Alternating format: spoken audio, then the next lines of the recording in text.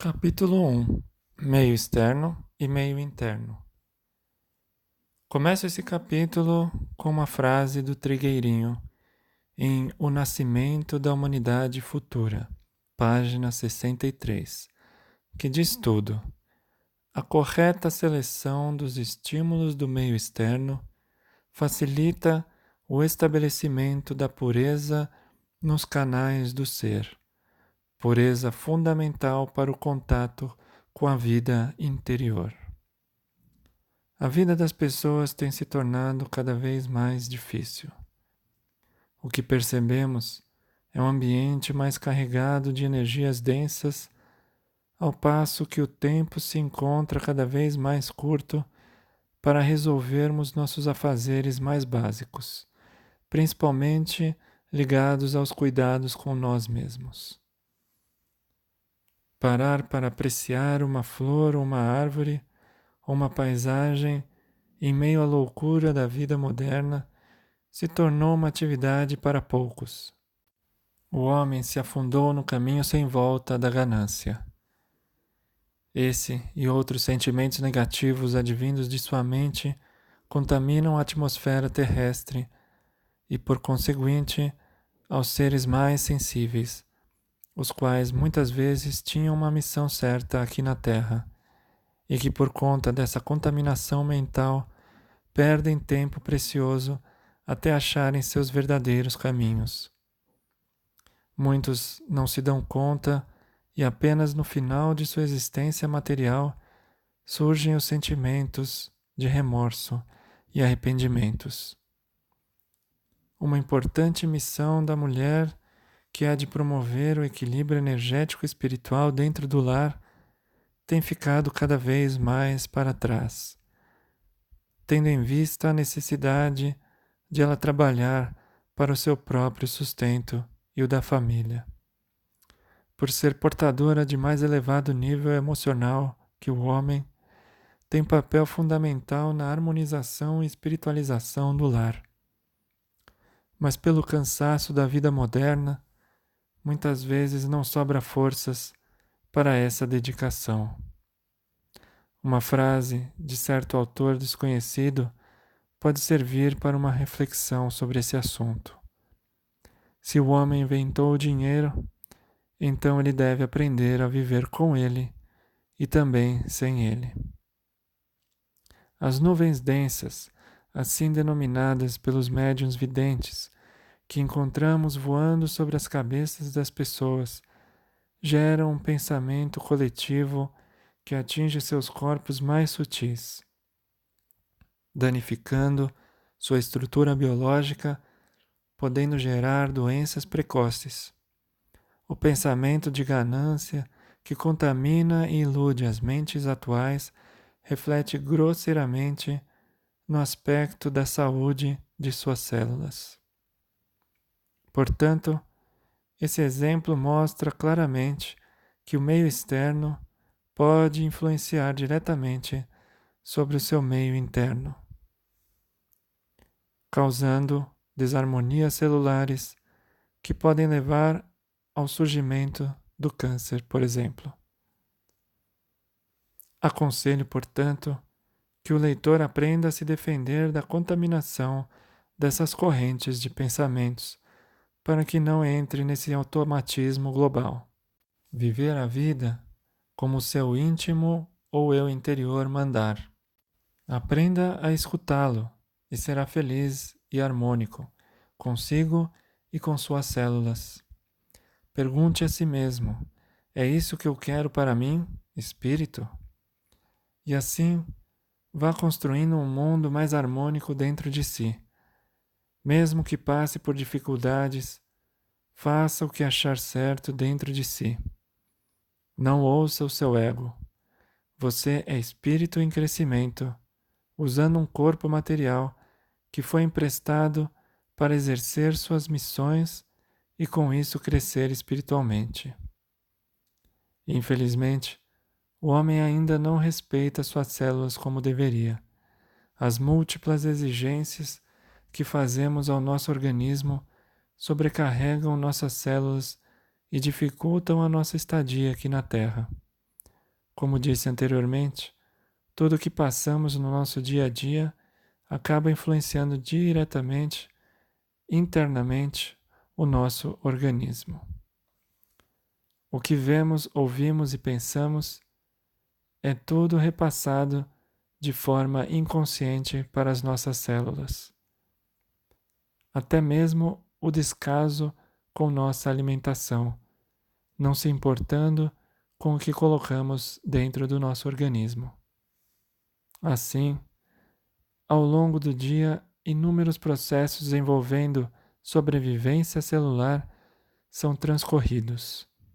Neste livro, iremos abordar alguns aspectos de como isso acontece e que influência tem sobre doenças como o câncer, por exemplo.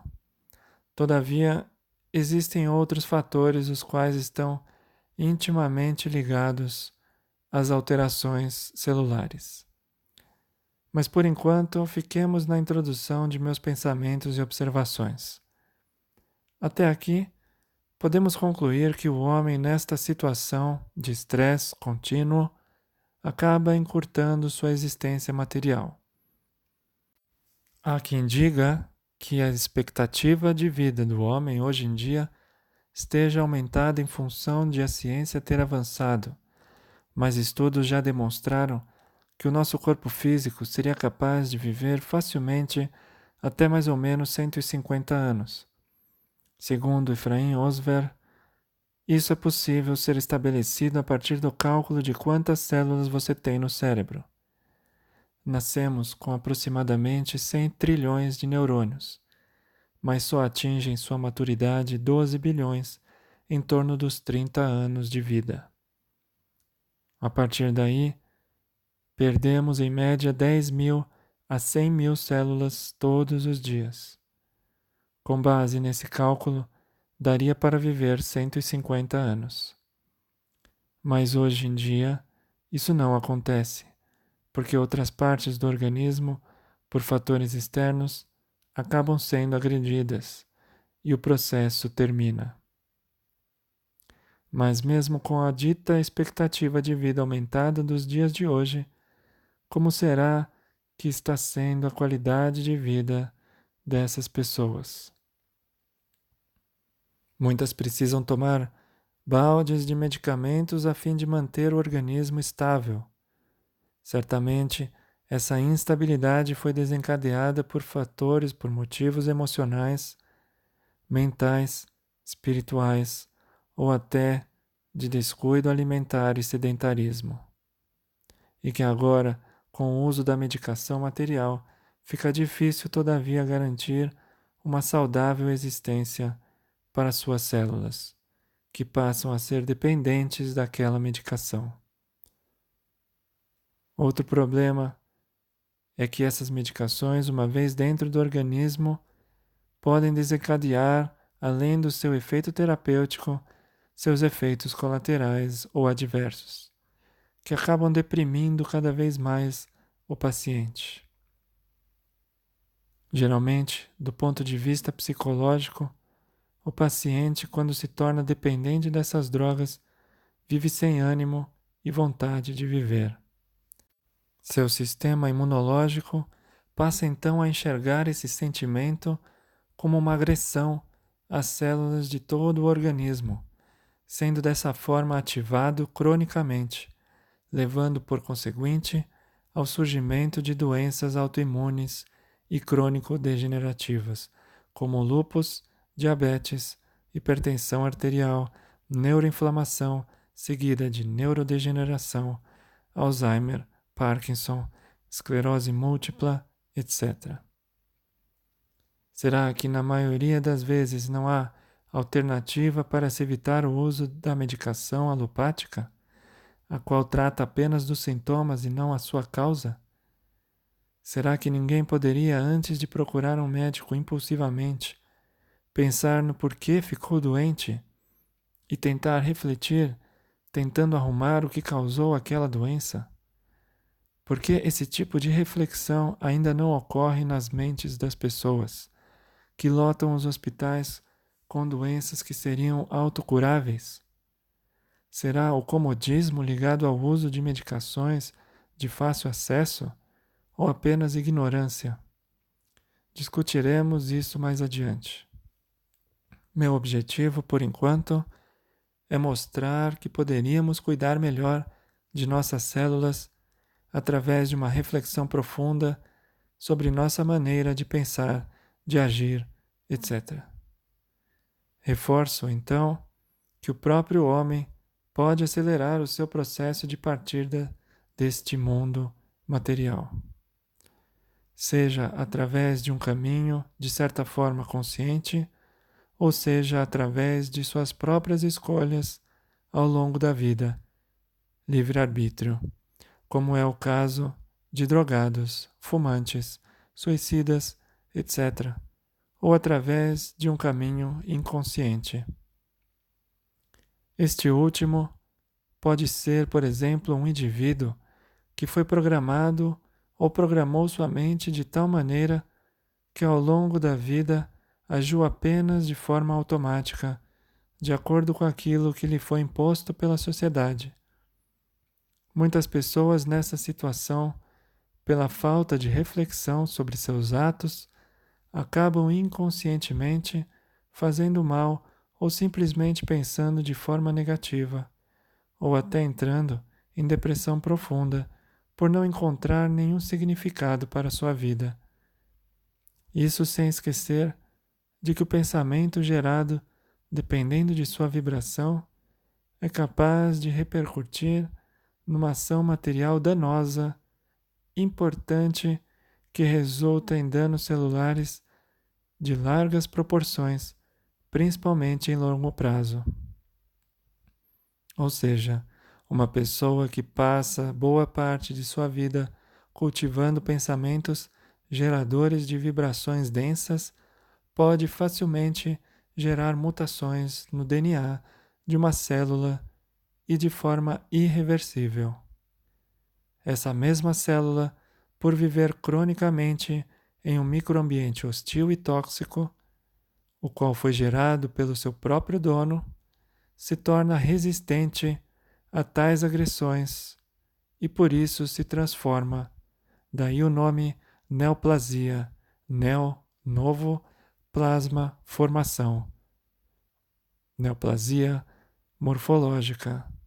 Ela se transforma morfológica e bioquimicamente em uma célula com um poder de sobrevivência sobrenatural. Daí o nome maligna.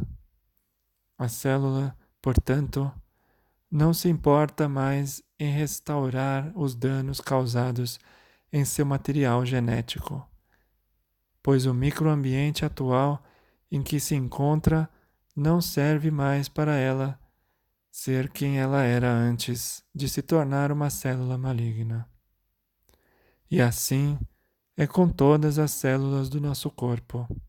O que acontece é, as que não se tornam malignas, ou seja, resistentes, morrem precocemente por preferirem entrar num processo que chamamos de morte celular programada, ou seja, apoptose, em que ela se mata de uma forma extremamente organizada e sem ativar a resposta imunológica ou dar nenhum recado de morte para suas células vizinhas. Ou seja, ela morre em silêncio. O problema nisso é que, no caso das doenças crônico-degenerativas, de um modo geral, os sintomas só aparecem quando o número de células mortas já ultrapassou o limite mínimo para o bom funcionamento do órgão em questão. Por exemplo, pâncreas, cérebro, rins, fígado, etc. E se encontra muito menor em relação ao número de células que estão vivas, desempenhando sua função normalmente. Assim, se torna muito difícil pedir a um paciente nesse estado para que modifique completamente seus hábitos de vida até que regenere todo o tecido afetado. Isso levará muito tempo e exigirá muita dedicação e disciplina do paciente. E por isso, os pacientes optam pela medicina tradicional, que traz medidas terapêuticas rápidas, envolvendo o uso de drogas ou cirurgias, como a de transplante dos órgãos afetados. Não é culpa da medicina que reconhecidamente evoluiu enormemente nos últimos anos, mas infelizmente essa medida é puramente paliativa, pois se o indivíduo não se modifica integralmente, não há a cura. Além disso, todas as drogas que tratam dessas doenças geram distúrbios maiores ao organismo do indivíduo, gerando novas doenças no futuro. Sobretudo, vale elucidar outro aspecto sobre as alterações na molécula de DNA. As células que sofreram a mutação, como mencionado anteriormente, além de se replicarem mais rapidamente, começam a ganhar força, pois se alimentam das vibrações densas, descaso com a saúde, depressão, raiva, rancor, etc., geradas pelo hospedeiro, podendo contribuir para o aparecimento de um tumor, nome dado a um aglomerado de células com alta capacidade proliferativa. A medicina germânica, a qual sofreu e ainda sofre inúmeros preconceitos, aponta o câncer, assim como outras doenças, como sendo um processo natural para a obtenção da cura do organismo. Eu ainda acrescentaria aqui para a cura do espírito, pois sabemos que o corpo físico é uma esponja que absorve o negativismo dessa e de outras existências, o qual foi acumulado no espírito. A limpeza é, portanto, necessária para que o espírito evolua e siga sua jornada rumo a Deus, nosso Pai. O próprio espírito, antes de reencarnar, pede essa limpeza, e Deus, que é infinitamente misericordioso, justo e bom, permite que seja feita em uma nova encarnação. Por isso, não poderíamos entender a doença como sendo uma disfunção, e sim um processo necessário para readquirir a harmonia do corpo e do espírito. Na verdade, isso serve para todas as doenças, não só para o câncer. Qualquer desarmonia celular teve uma causa que, enquanto não passa pelo processo de purificação ou limpeza, não há a cura. Logo, trata-se de um processo necessário que não deveria ser interrompido. Veremos mais adiante que essa purificação pode acontecer tanto na matéria como no espírito. Só o equilíbrio pode garantir uma saúde integral, enquanto que um desequilíbrio do ser, em todos os seus corpos níveis e subníveis, levará ao surgimento de doenças. Assim, os sintomas acompanhados de uma doença devem ser estudados por cada indivíduo. Cada um deverá, nesse momento, escolher o método, seja ele material ou espiritual, para readquirir o seu equilíbrio biológico, sendo que o uso de medicamentos alopáticos de forma precipitada poderá interromper o processo de cura total e de limpeza das substâncias impuras presentes no seu espírito e também perispírito ou corpo etérico, que é o corpo intermediário entre o espírito e o corpo físico. Assim, uma vez que não se concluiu o processo de limpeza, uma nova doença ou um novo distúrbio ou desequilíbrio orgânico poderá ocorrer, até que seja completamente limpo tais impurezas espirituais. Nessas horas, cabe ao corpo físico restabelecer o equilíbrio do ser através do sofrimento, uma vez que o espírito per se não sente dor do ponto de vista físico. O corpo físico é quem funciona como esponja, sugando todo o negativo que ainda existe no espírito. Dessa forma, podemos pensar que o câncer é sim um processo natural que surge em função de algo em desajuste e dívida com a sua própria natureza. Como já mencionado, foram as nossas próprias células que perderam sua harmonia, morfologia e integridade originais, em função de algo que foi nossa culpa. Ou seja, nós que criamos um microambiente desarmônico, o qual elas se viram obrigadas a se ajustarem a fim de conseguirem sobreviver. Entendamos aqui que todo ser vivo segue o instinto de lutar pela vida e nossas células não fogem a essa regra. Dessa forma, elas vão refletir em nós apenas o que nossos pensamentos e atitudes emanam para o universo. Se emanarmos bons pensamentos e atuarmos de forma positiva, isso será sentido por cada uma de nossas células, proporcionando saúde e harmonia material e espiritual. Toda doença surge de forma que exista um começo, um meio e um fim, onde o meio seria a parte mais importante da doença, fase de reação do organismo, não à toa chamado pela medicina germânica de fase de cura, por causa dos processos de dor e inflamação, que geralmente as pessoas não estão acostumadas a suportar e por isso logo bloqueiam com medicações pesadas. A inflamação necessária para se obter a regeneração do tecido é um processo muito bem organizado pelo corpo que não deveria ser interrompido com nenhum tipo de tratamento alopático precipitado.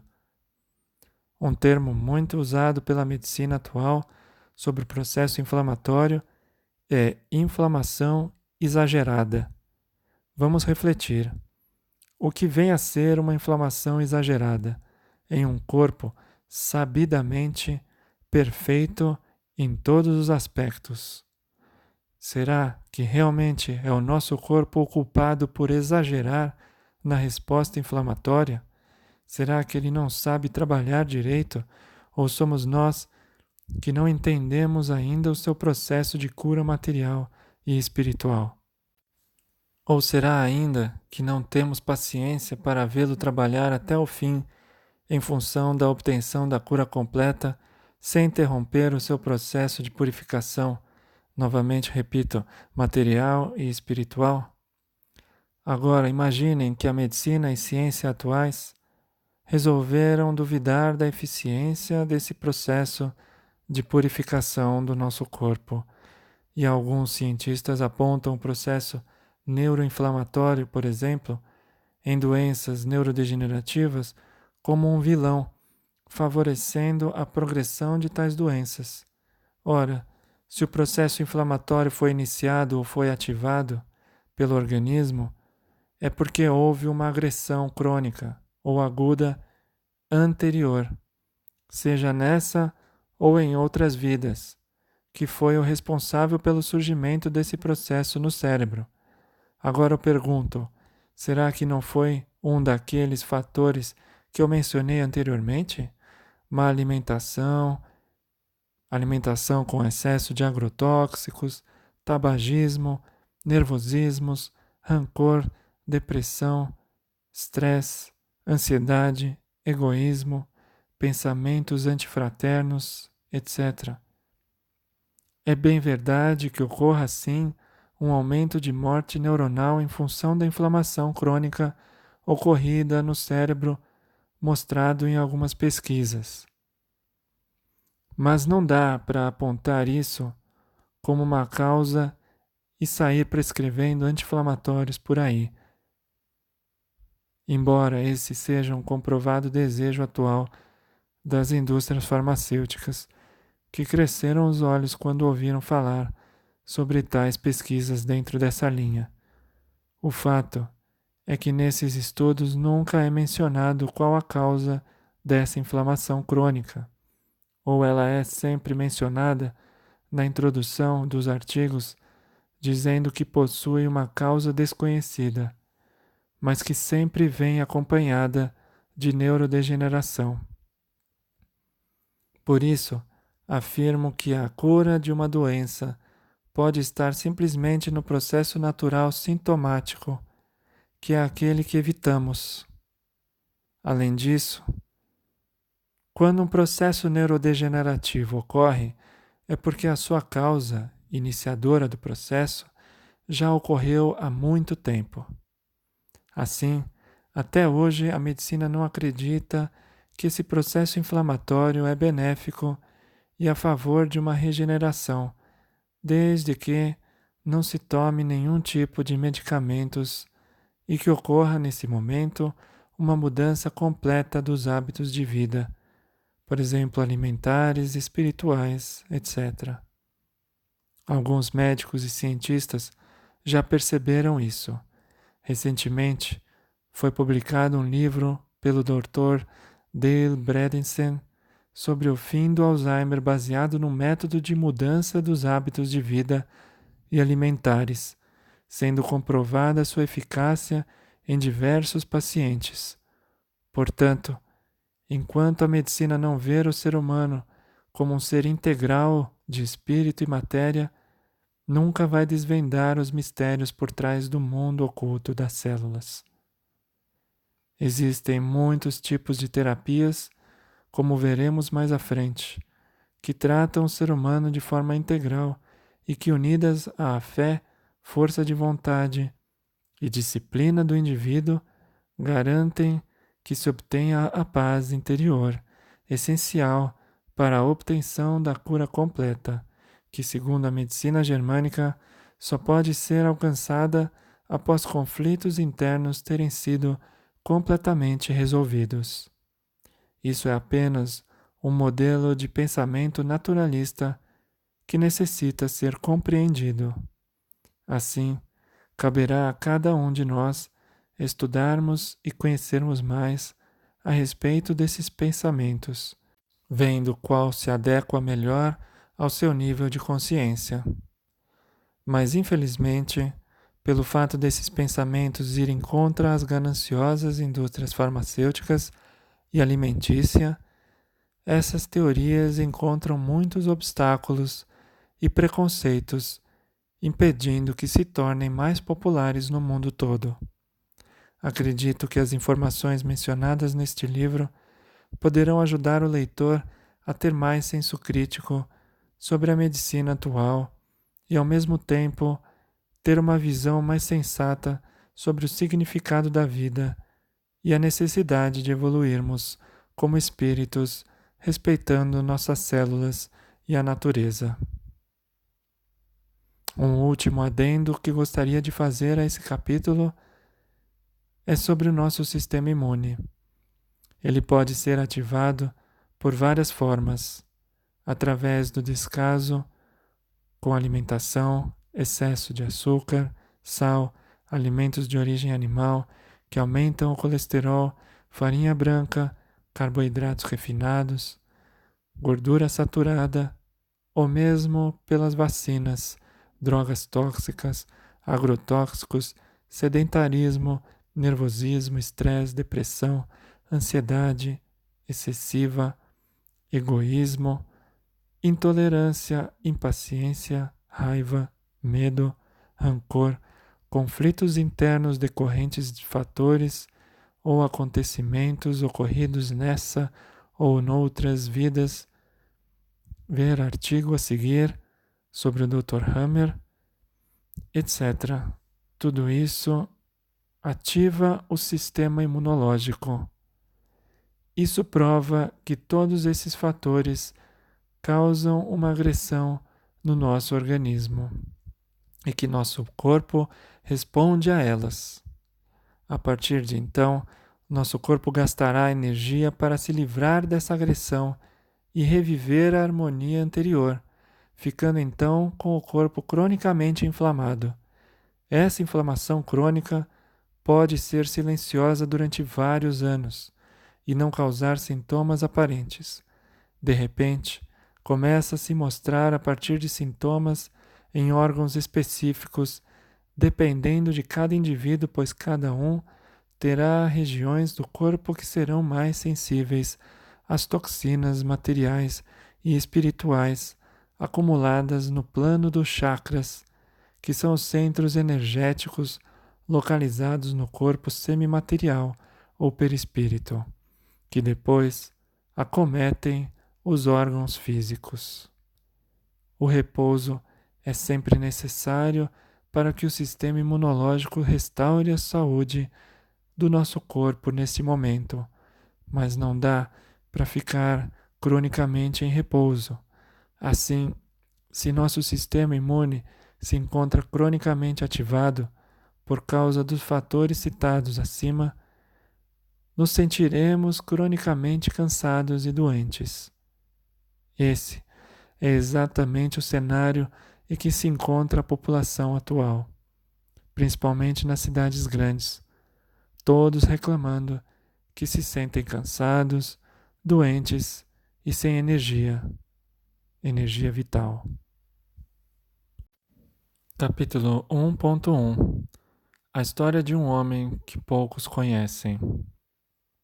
Certo cientista, o qual estava defendendo seu pós-doutorado, acabou sendo privado de sua licença médica e, se não bastasse mais adiante, em 1997, foi preso por 19 meses. De quem estamos falando? De um dos mais importantes médicos que a humanidade desperdiçou, o Dr. Rick Riard Hammer. Para que saibam mais sobre esse fabuloso e intuitivo médico e cientista alemão, gostaria de terminar esse capítulo com a leitura do artigo abaixo sobre a natureza dos tumores, escrito pela doutora Caroline Marcolin, traduzido por Ismar Pereira Filho. Assim, o leitor poderá tirar suas próprias conclusões sobre uma medicina diferenciada criada por ele, que é a medicina germânica. Em fevereiro de 1979, o Dr. Hammer, à época médico internista, chefe numa clínica de oncologia de Munique, na Alemanha, iniciou uma extraordinária jornada científica, partindo do fundamento de que todos os processos corporais são controlados pelo cérebro. O Dr. Hammer começou a analisar as tomografias cerebrais dos seus pacientes com câncer, comparando-as com o histórico pessoal de cada um deles. O fato que iniciou essa nova abordagem foi que o próprio Dr. Hammer havia sido diagnosticado com câncer pouco tempo depois da morte trágica do seu filho Dirk, em dezembro de 1978. O que o Dr. Hammer descobriu foi espantoso. Descobriu que quando sofremos um estresse emocional inesperado,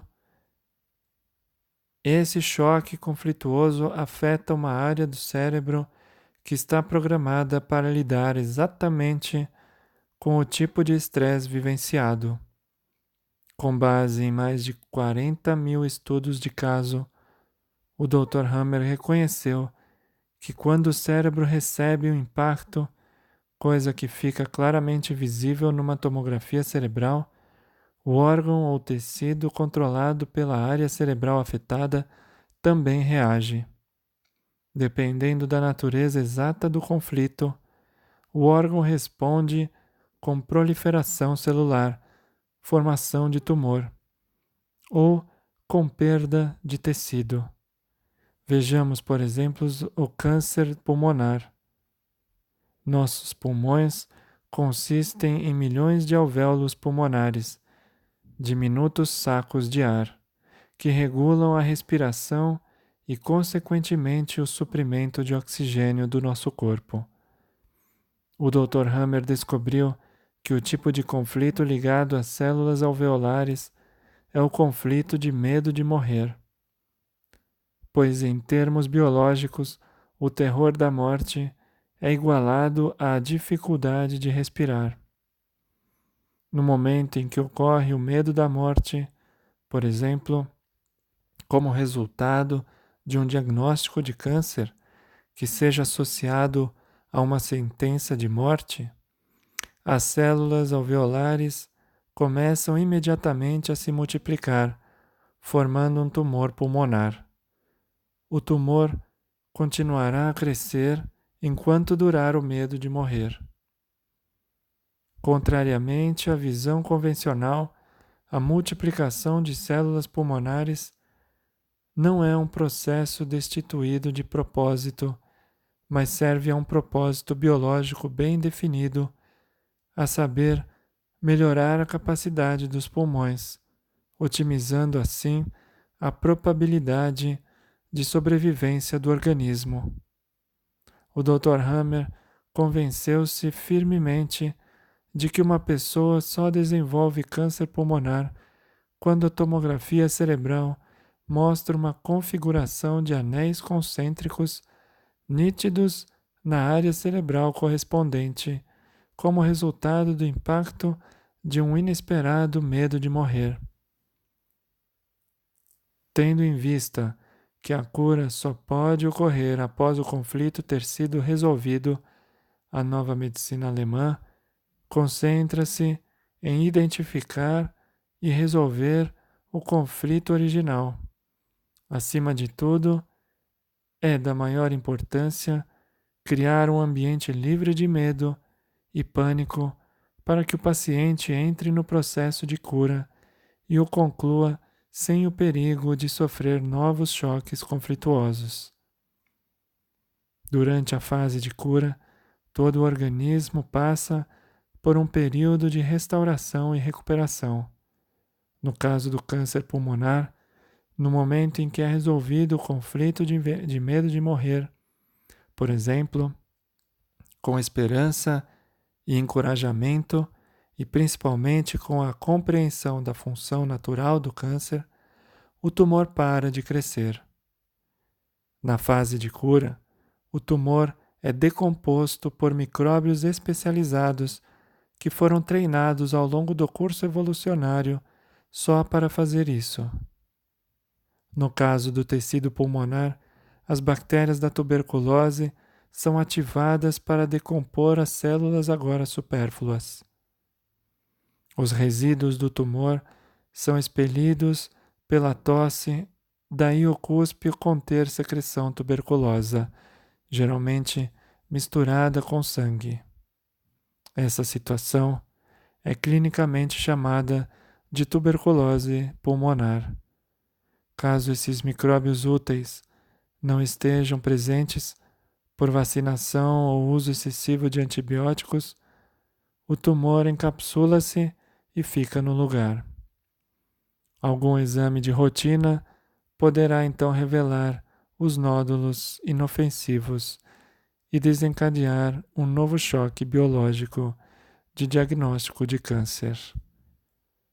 O que foi dito sobre o processo de cura do câncer pulmonar aplica-se, de acordo com as descobertas do Dr. Hammer, também aos cânceres de esôfago, cólon, reto, rins, fígado, próstata, útero ou glândulas mamárias, casos em que cada câncer está ligado biologicamente a um tipo específico de conflito que o Dr. Hammer identificou com base em milhares de casos. Enquanto os órgãos que são controlados pelo antigo cérebro, tronco cerebral e cerebelo, tais como pulmões, cólon, esôfago, fígado, rins ou glândulas mamárias, geram um tumor durante a fase ativa de estresse conflituoso. O oposto se aplica a órgãos que são governados pelo cérebro novo, córtex e medula cerebral, tais como ovários, testículos, colo do útero, brônquios, laringe, ossos e nódulos linfáticos. Esses órgãos respondem aos conflitos com perda tecidual, como se vê, por exemplo, na necrose ovariana ou testicular, Novamente, a alteração tecidual não ocorre ao acaso, mas sim por uma razão biológica bem definida. No momento em que o conflito correspondente é resolvido, o tecido, que na fase de conflito ativo perdeu-se com a ulceração, passa a ser agora restaurado com novas células. Aqui encontramos, por exemplo, tumores dos ovários e testículos, câncer do colo de útero, carcinoma dos brônquios ou da laringe, linfoma e vários tipos de sarcoma. De acordo com os padrões médicos convencionais, esses cânceres são considerados tumores malignos, embora sejam de fato tumores curativos que se decompõem antes do término da fase de cura. A nova medicina alemã oferece pela primeira vez critérios biológicos que classificam tumores cancerosos de acordo com as leis naturais da embriologia e da evolução. A descoberta do Dr. Hammer explica por que certas células corporais começam a se multiplicar subitamente, por que determinado tumor cresce numa parte específica do corpo, quais conflitos específicos provocam o aparecimento de tumores, a partir de qual parte do cérebro o tumor é governado e qual abordagem terapêutica é viável para um tipo específico de câncer. Aprendemos que um tumor que cresce durante a fase de cura, como parte do processo de restauração, é de qualidade inteiramente diferente de um tumor que cresce durante a atividade conflituosa, como resposta natural na batalha da sobrevivência. Fixada somente no crescimento tumoral e não reconhecendo as duas fases de todas as doenças, a medicina convencional interpreta o câncer como células enlouquecidas que, se não forem combatidas com quimioterapia, radiação ou cirurgia, acabarão matando o organismo. Como resultado dessa visão dogmática, a própria palavra câncer tornou-se sinônimo de desesperança, medo e desespero.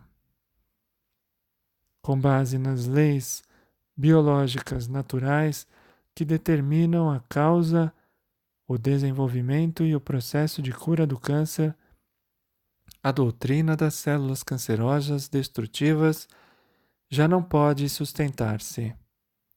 A abrangente pesquisa do Dr. Hammer sobre o câncer mostra que a classificação padrão dos tumores como benignos ou malignos tornou-se redundante. A natureza, lembremo-nos, não hospeda malignidade alguma. Ela sempre trabalha com um objetivo, e sua força fundamental consiste em garantir a própria sobrevivência. Como fazemos parte da natureza, coisa que às vezes esquecemos, ela sempre procura garantir a nossa sobrevivência e a de nossa descendência.